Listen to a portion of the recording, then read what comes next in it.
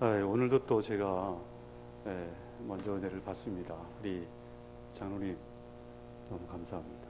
그리고 색스폰 장로님, 제가 어저께 통화하는 거 들었어요. 옆에서 3시에 출발하신다고. 아이, 그 공연도 다니십니까? 제가 그러면 어디 좀 소개시켜 드린다니까. 아이고, 너무너무 좋네요. 마음을 그냥, 우리 헵시바 찬양팀 너무너무 감사합니다. 여러분들이 동일한 마음으로 하나님 앞에 찬양을 드리고 기도를 드리고 또 연주를 드렸는데 모든 영광 하나님이 받으신 줄로 믿습니다. 자,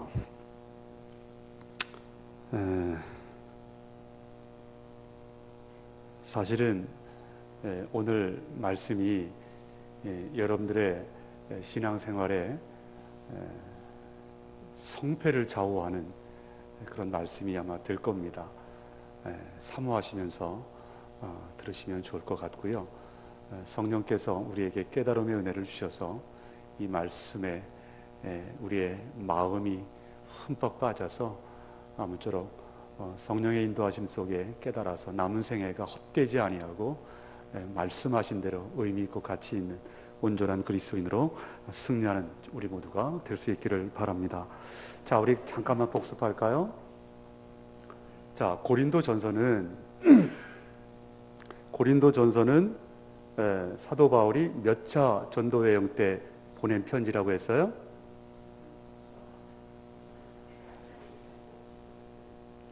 이게 헷갈리는 거 봐요. 고린도전서는 몇 차 전도 여행 때 보낸 편지예요? 3차 전도 여행 때. 어디서요? 어디에 있을 때요? 에베소에 있을 때 이 바울이 3차 전도 여행을 하고 있었을 때, 에베소에 있을 때 고린도 교회에게 보낸 편지입니다. 하나 더 질문이요. 고린도 교회는 그럼 언제 세워진 교회라고 했어요? 몇 차 전도 여행 때? 2차 전도 여행 때. 역시 고맙습니다. 자, 어쨌거나 지금 이 사도 바울이 이 고린도 교회에 관한 소식을 들었을 때 마음이 참 무너져 내렸다, 마음이 참 아팠다, 이런 말씀을 우리가 나눴어요. 왜 그렇습니까? 고린도 교회 안에 끔찍한 일들이 벌어지고 있었기 때문이에요.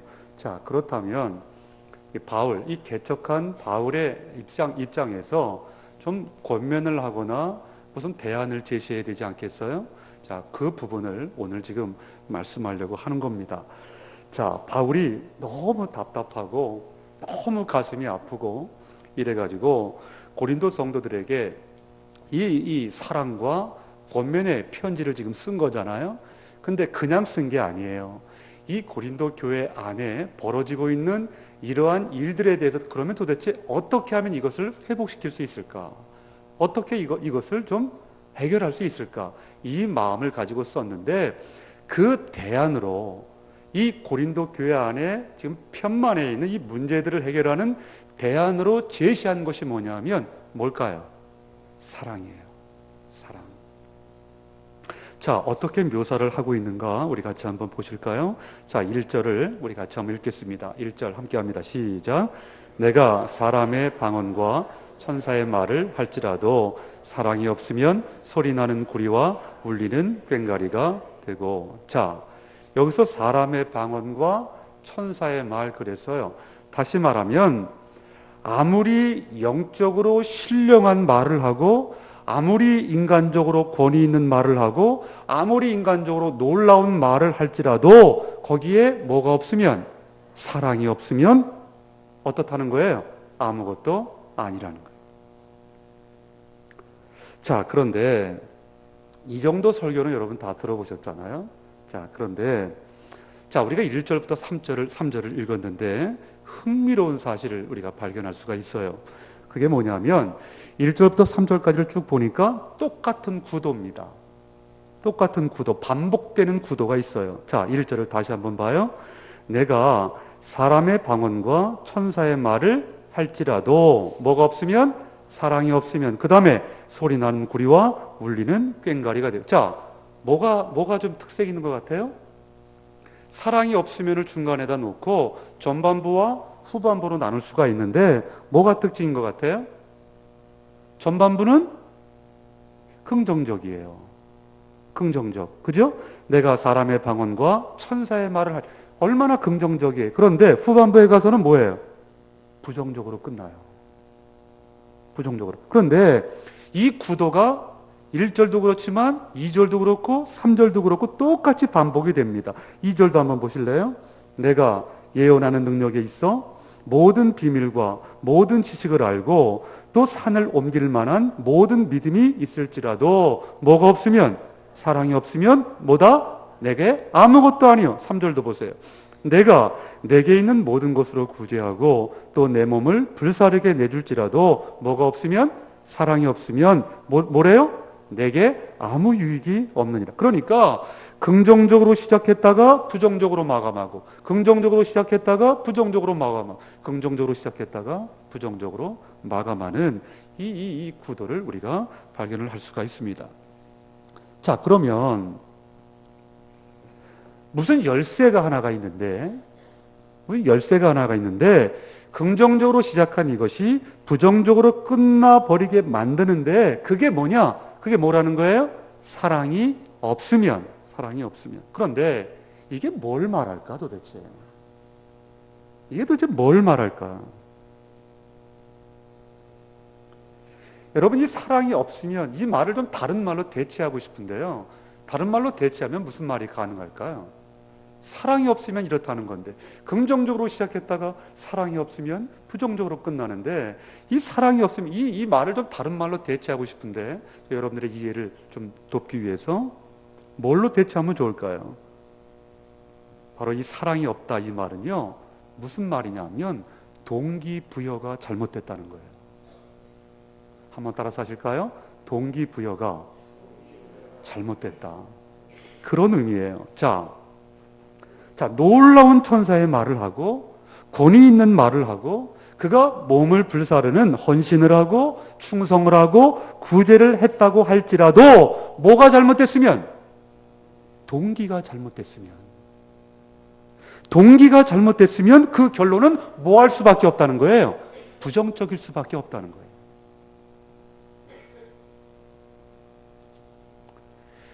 여러분, 우리는 이 부분에서 굉장히 중요한 것을 발견해야 된다고 생각합니다. 자, 고린도 교회 성도들 한번 봐요. 자, 고린도 교회 성도들에게 은사가 있었어요, 없었어요? 처음 들어봐요? 고린도 교회 성도들에게 은사가 있었어요, 없었어요? 있었어요 정도가 아니라 엄청나게 많았어요. 고린도 교회만큼 다양하고 현란한 그런 은사를 받은 교회가 어디 있어요? 예언, 방언, 병 고치는 은사, 엄청나게 나타났죠. 자, 그런데 이상하죠? 그럼에도 불구하고 왜 고린도 교회가 이 모양이 된 거예요? 이 사랑이 없어서. Thank you so much. 이렇게 엄청난 은사를 가졌음에도 불구하고 왜 고린도 교회가 이렇게 됐냔 말이에요. 뭐가 잘못됐어요? 동기부여가 잘못됐어요. 자, 그런데 3절을 한번 봐봐요. 자, 우리 3절을 다시 한번 읽을까요? 시작. 내가 내게 있는 모든 것으로 구제하고 또 내 몸을 불사르게 내줄지라도 사랑이 없으면 내게 아무 유익이 없느니라. 여러분, 이 말씀 이해가 되세요? 이해가 되세요? 안 되세요? 솔직히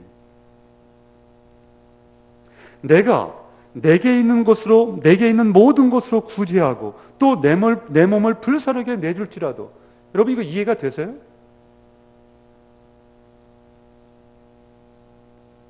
어떻게 사랑이 없는데, 어떻게 사랑이 없는데 내가 가진 재물을 가지고 남을 도울 수 있어요?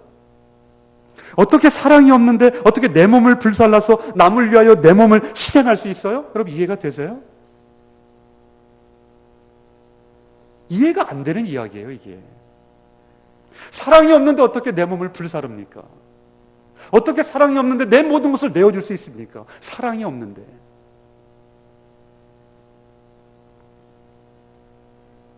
여러분, 여기에 오늘 제가 드리려고 하는 말씀의 키가 있어요. 자, 그렇다면 사랑이 뭐야? 지금 사랑 이야기를 좀 하고 있는데, 그러면 여기서 말하는 사랑 할 때 이 사랑이 무슨 사랑일까 하니까, 여러분, 무슨 사랑일까요? 여기서 말하려고 하는 사랑의 그 정체가 뭘까요? 아가페 사랑을 말하는 거예요. 아가페 사랑. 여러분 보세요. 고린도 교회 성도들도 나름대로 사랑했어요, 안 했어요? 사랑했으니까 이런 은사가 나타나죠. 그러니까 무슨 말이냐면, 아가페 사랑이 없어도 세상적인 그 에로스 사랑만 있어도 이런 일은 가능하다, 안 하다? 가능하다는 거예요. 에로스 사랑으로도 자기 몸을 불사를 수 있고요, 에로스 사랑으로도 모든 것을 내어줄 만큼 뜨거운 사랑을 할 수 있다, 없다? 있다는 거예요. 에로스 사랑으로도. 자, 그런데 바울이 지금 책망하는 게 뭐예요? 바울이 지금 책망하고 있잖아요. 그러면 바울이 왜 책망합니까? 책망하는 이유가 뭐예요? 너희들이 행하는 모든 수고와 모든 능력과 모든 행함과 그 모든 것들은 뭐가 아니고 뭐라는 거예요, 지금? 아가페 사랑이 아니고 뭐라는 거예요? 에로스 사랑이라는 거예요. 여러분, 보세요. 우리가 에로스 사랑 그러면 선입견이 있어요.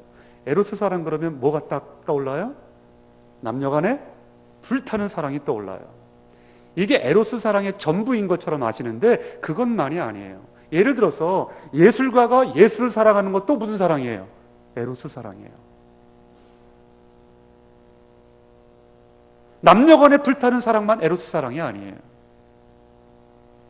제가 이 부분을 좀 설명을 드릴게요. 어떤 책에서 이 에로스 사랑과 아가페 사랑의 차이를 아주 명쾌하게, 선명하게 아주 표현한 것을 제가 봤어요. 거기에 보면 이렇게 돼 있어요. 들어보세요.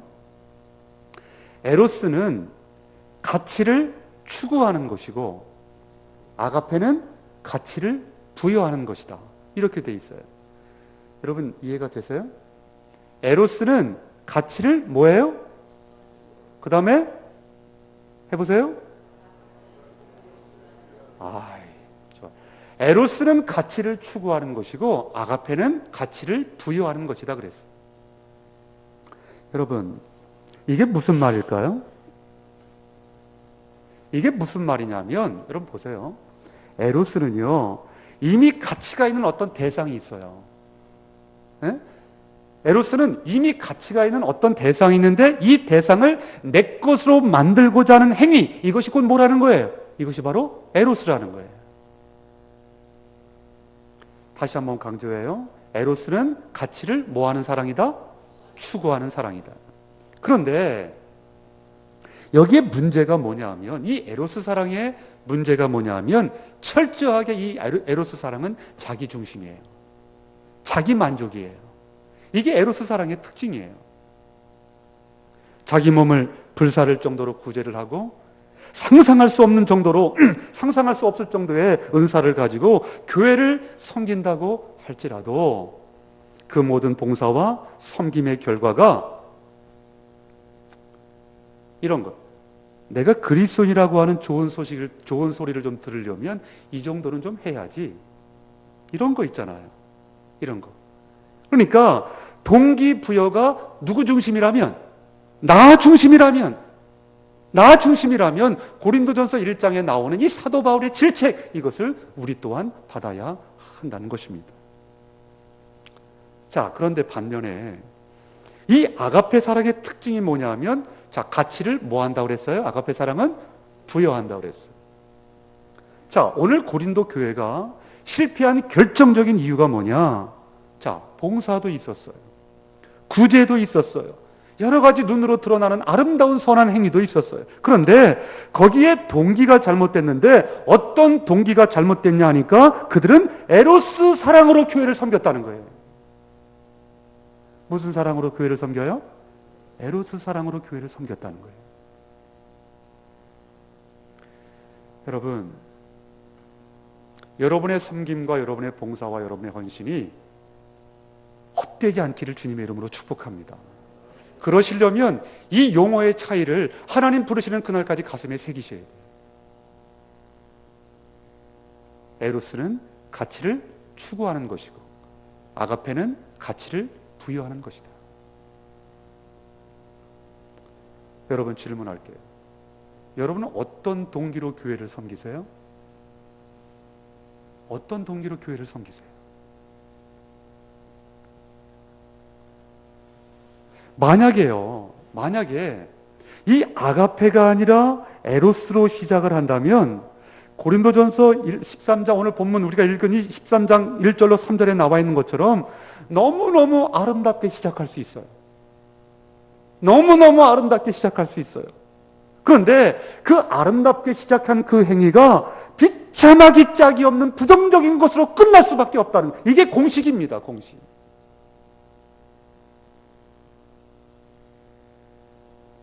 저는 이 시간에 성령께서 여러분의 마음을 조명해 주시기를 바랍니다. 그래서요, 누가 너는 에로스야, 너는 틀렸어, 이게 중요한 게 아니고요, 여러분이 하나님의 음성을 들으셔야 돼요.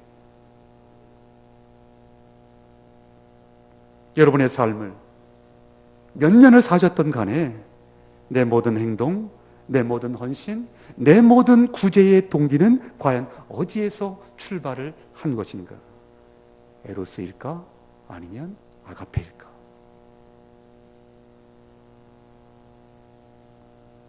저는 여러분의 삶의 원동력이, 여러분의 섬김의 원동력이 에로스가 아니기를 바랍니다. 반대로 저는 여러분의 삶의 원동력이, 여러분의 섬김의 원동력이 아가페일 수 있기를 주님의 이름으로 축복합니다. 그래야 의미가 있어요. 그래야 여러분의 섬김으로 인하여 이 교회는 더욱더 든든히 세워져 갈 것이에요. 만약에 그렇지 않다면 위험해요. 위험해요.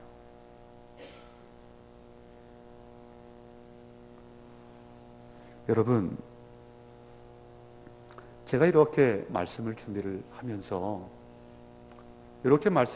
하면서 제 가슴이 뜨거워지는 것이 있었어요.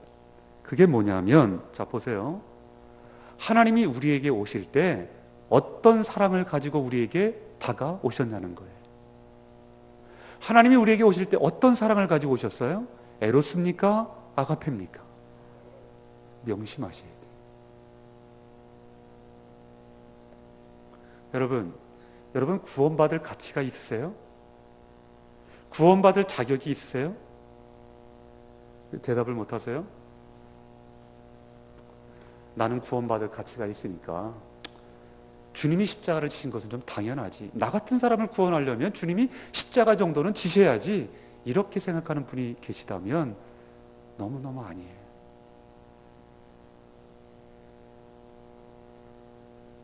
구원해 줄 가치가 없는 우리들, 온 우주 만물의 피조물이 그것을 만든 창조주를 향하여 이렇게 반역하고 이렇게 반항하고 이렇게 의심하고, 이런 피조물이 도대체 어디 있어요? 우리 사람밖에 없잖아요.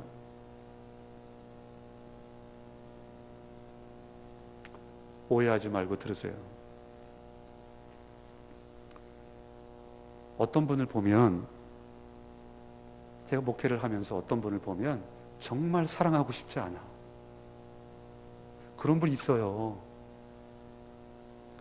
내가 저런 사람을 위하여 이렇게 설교를 준비해야 돼? 이런 마음이 있어요, 저에게도.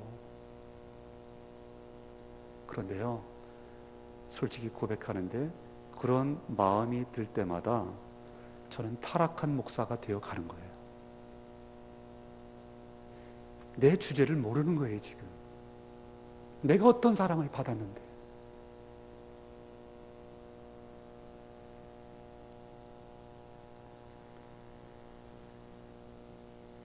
자격 없는 우리, 사랑스럽지 않은 우리, 하나님을 먼저 반역하고 하나님을 먼저 반항하고 하나님을 뒤로 하고 세상을 먼저 향하여 달려간 우리.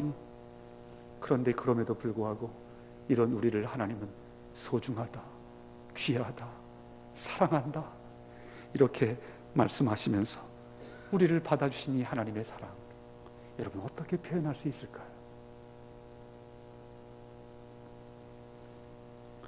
이 하나님의 사랑을 깨닫는 자만이 이 아가페의 사랑을 나눠줄 수가 있는 것입니다.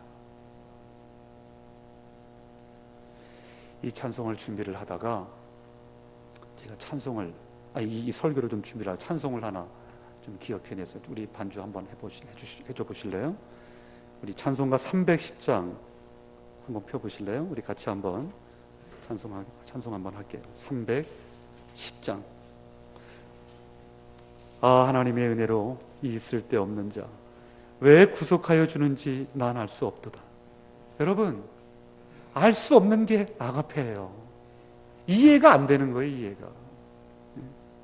여러분, 이 찬양하실 때 성령님이 여러분의 마음을 조명해 주셔서 이 아가페의 사랑으로 눈가가 촉촉히 적셔지는 그런 감격이 있는 귀한 시간이 될 수 있기를 바랍니다.